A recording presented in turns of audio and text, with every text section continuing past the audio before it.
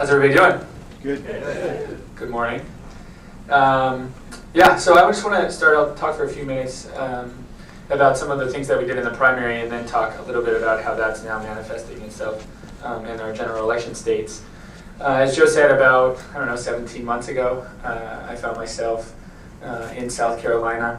Give you a little bit of a background where I came from.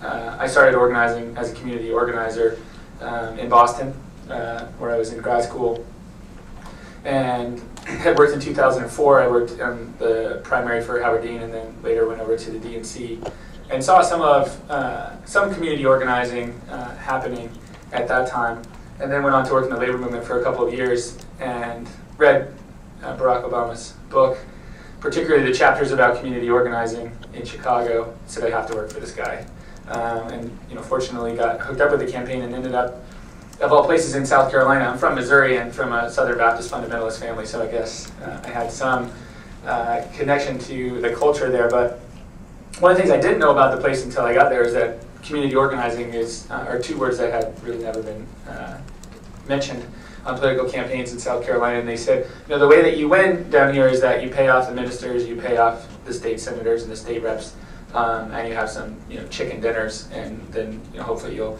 win if you get lucky on election day. And that didn't really jive with our candidate's message or his bio or anything that he had been talking about since he decided to run for president, or frankly since he started running for the state senate. So we got down there. I was there in March of 2007. I think our name ID was pretty low.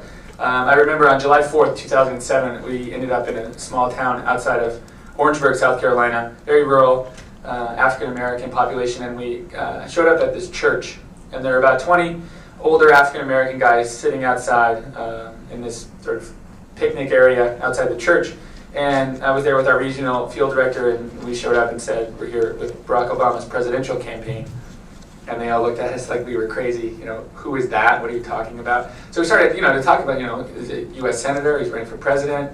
And they sort of smirked a little bit and we said, that's nice. So we went and we got the DVD player out of the car and showed them a video, and they all looked at each other and said, he's African American, and he's in the Senate and he's running for president. So it was something where we sort of knew we needed to do something different, and we were talking to our brothers and sisters on the campaign in Iowa and New Hampshire and other places about what kind of strategy we needed to implement that would sort of take the best of our candidate and win. So what we started doing, sort of kind of out of what I knew to do, is we started to go out and find people who were community leaders and to have our organizers meet with them. Because we figured we couldn't simply just go door to door and do the phone calls and do that voter contact if we weren't able to get into the community and really find leaders. So we went out and we started meeting one-on-one. We had thousands of one-on-one meetings where our organizers sat for 45 minutes and met with people who we knew were supporting us, and then asked them to bring in their social network by hosting a series of house meetings. And I'm actually going to show you, we're going to show you a video right now of Grace. This is what we were doing. We were basically looking for Grace, and we happened to find some of them